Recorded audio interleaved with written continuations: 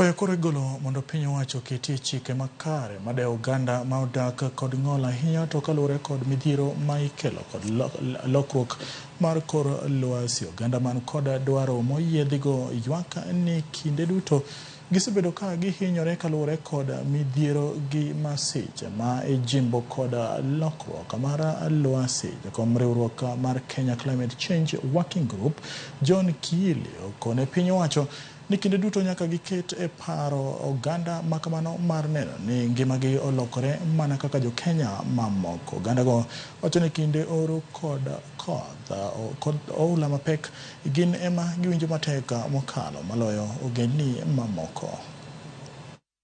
Wenye kwa wheelchair etc ambao wao wanaathirika sana.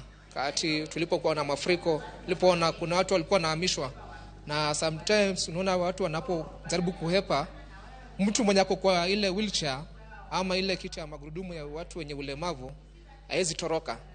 So unapata ule mkasa unampata tu pale pale, wakati wengine wanatoroka. Ndio tunasema serikali izingatie mikakati muhimu ambayo itazingatia vipi hao watu watapata support ya chakula, na sana sana support ya kupata kazi, na sana sana kuangalia hata makazi yao ni vipi yatafanywa bora kidogo, kwa sababu wanaathirika zaidi. Huwa tunafanya kazi pamoja na hiyo kitengo cha National Council for People with Disabilities ambao wanatupatia hakika data yenye wale watu ambao wameathirika.